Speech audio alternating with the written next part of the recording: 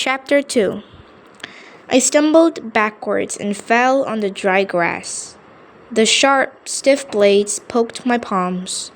Sitting there and staring up at Mr. Antwell's shadow, towering over me against the blinding sun, I saw my dreams dissolve like the clouds. There goes journalism camp. There goes my dream of going to San Francisco and meeting Amy Tan, the only author I know who looks like me, and spreading my wings as a writer. I'm getting a C, I whispered, pushing the tears back. C means average. A C is generous. Ouch. Mr. Antwell, you don't know how much I need this grade, I begged, scrambling to my feet. I'll do extra credit. I started running in place, pushing my knees high, just like Mr. Antwell always instructed us. I was so desperate, my knees nearly punched me in the face. Mia, stop. How about you just get closer to the ball? Maybe even touch it once in a while, Mr. Antwell asked. It's not going to hurt you. I dropped my arms and knees and sighed. I expect a better effort from you next term, he said sternly, then turned to walk away.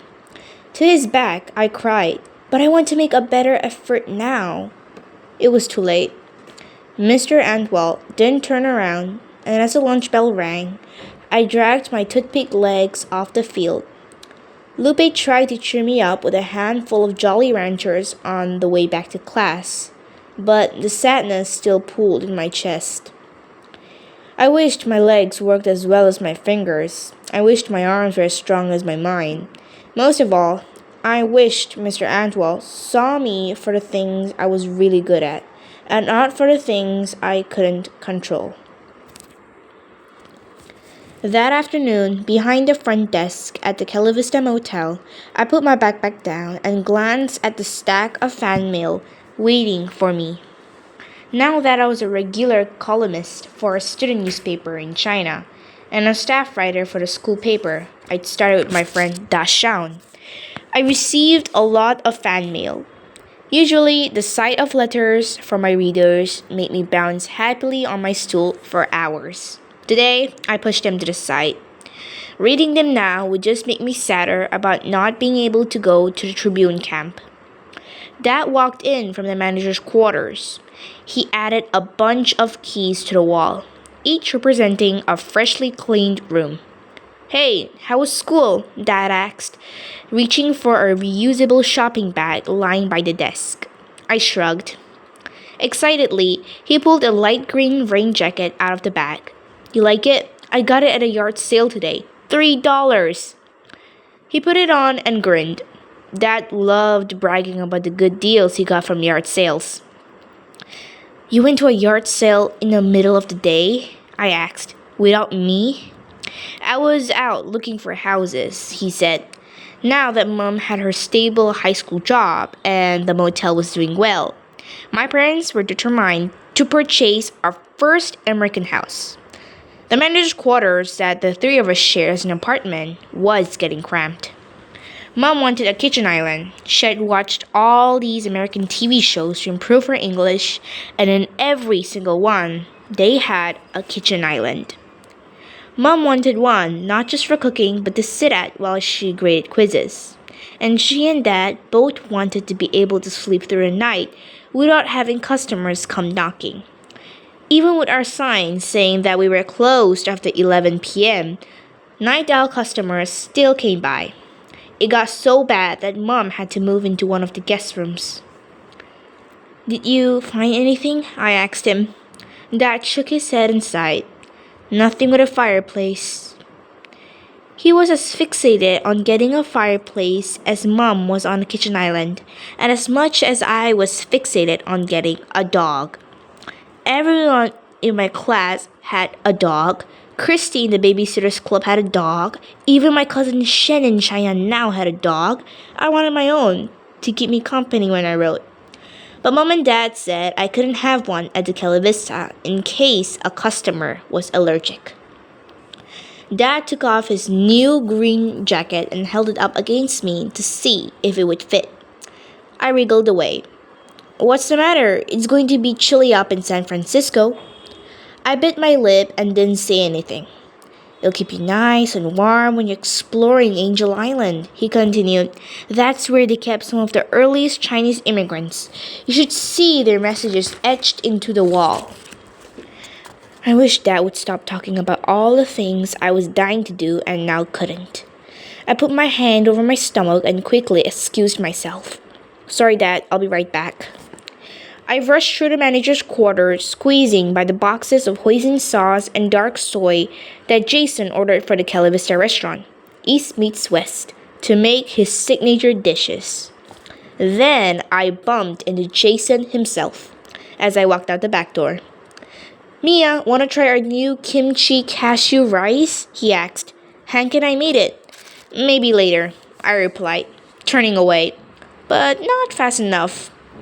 Are you okay? Jason asked. Uh-huh, I said brightly. I took my hand off my stomach and pretended all was well. I didn't want to get into my grades with Jason. I just wanted to pretend the C wasn't happening for a little while longer.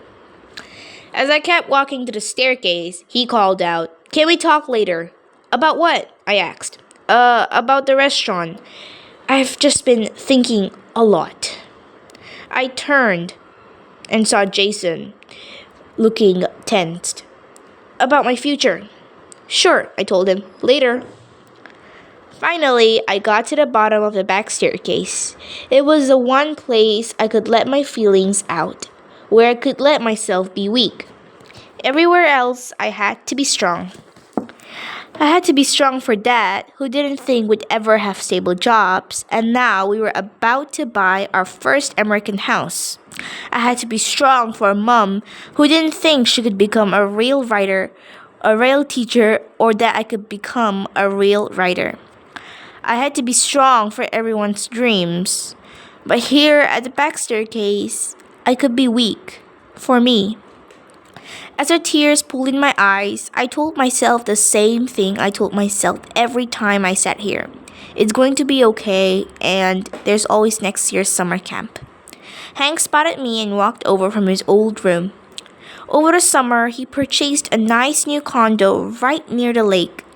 It was his pride and joy, and he got to see the Disneyland fireworks every night from his living room. But he still kept a room at the motel for nights when work at East Meets West ran late. Mia, he asked. I didn't bother to wipe my tears away. Hank and I go way back. He's allowed to see me weak, too. Hey, I said.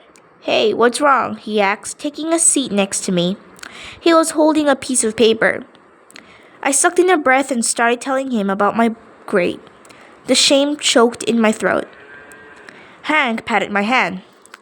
I feel like every time we're here sitting on the staircase, it's because of a grade. And every time, you know what happened?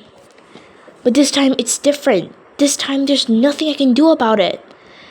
I pointed at my legs. I can't kick any faster or run any faster. Oh, I can't kick any harder or run any faster. Not even if you put one of those heat lamps under my feet. Hank laughed. No one's getting powered by heat lamps here, he assured me. But you can try talking to your teacher, telling him how much this grade means to you. I already did. No use. Hank put a hand to his chin.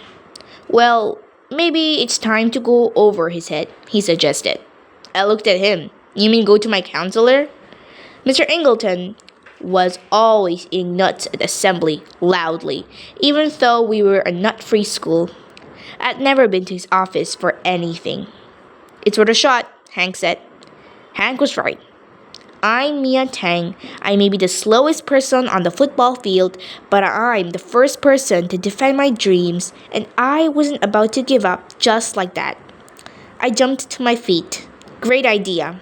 As I leaned over to give Hank a great hug, I glanced down at a piece of paper in Hank's hand. It was his secret recipe for his signature saltine burgers. Hank never wrote out his secret recipe. What's that for? I asked. Hank grinned. This here is my journalism camp, he declared. Beaming, he told me that he told me that a very fancy restaurant, the Pasadena Grill, had called. They had heard about his burgers and wanted to see if he wanted to partner with them. Just imagine, they have the scale, the distribution, the money to take my food nationwide. Mia, this is the moment I've been dreaming about. It's time to take the Hank show to prime time.